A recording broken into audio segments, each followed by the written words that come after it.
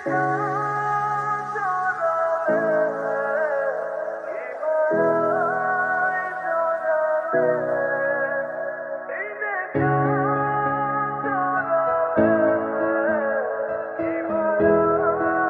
পেছনে কাজ জড়িত রয়েছে এবং কি কি ঘটেছে সে বিষয়ে আমরা লাকি আপনার কাছ থেকে জানতে পারবো। আসলে লাকি আপা বের হচ্ছেন ম্যাম, অনেকে বলছে ধারণা করা হচ্ছে এই আমরা পেছনে আপনার লোকদের হাত রয়েছে এবং আপনাদের নির্দেশই হয়েছে। এই বিষয়ে আপনার মতামত কি এবং সত্যতা কতটুকু?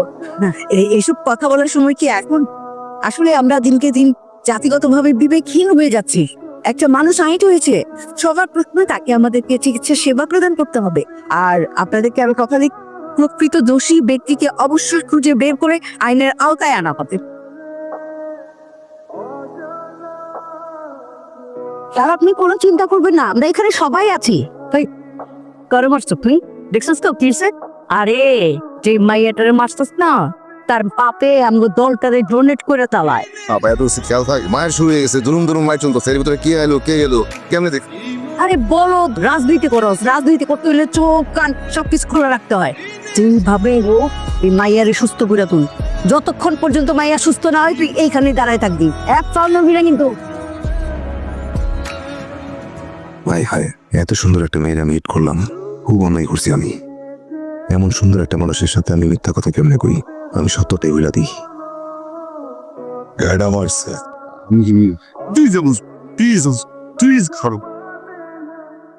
না না না, এক্ষুনি বলা যাবে না, পরিস্থিতি অবজার্ভ করে এলার, তারপর সুযোগ বুঝা বুঝা দিবা।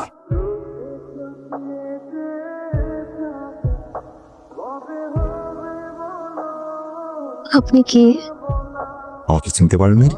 না সত্যি চিনতে পারেন না? আমি সরি, আমি আপনার দেখভাল করার দায়িত্ব পেয়েছি। হ্যাঁ, আপনাকে সেভ করে আমি এখানে নিয়ে আসছি। Thank you nursing. চেষ্টা করুন।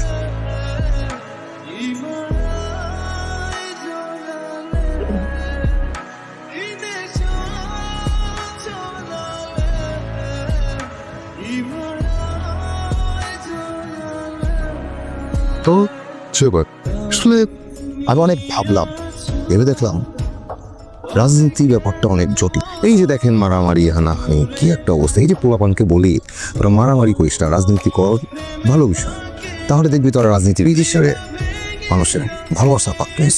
আপনি ঠিকই বলছেন। আমি ভাবি যারা আমার উপর হামলা করছে তারা নিশ্চয়ই আপনার বয়সেরই হবে, আর আপনি কত ভালো আমার সেবা যত্ন করছেন। ধন্যবাদ। মিথ্যার উপর ভর করে থাকার উচিত হবে না এলার, সত্যটা বলে দে। অবরি, আমি সব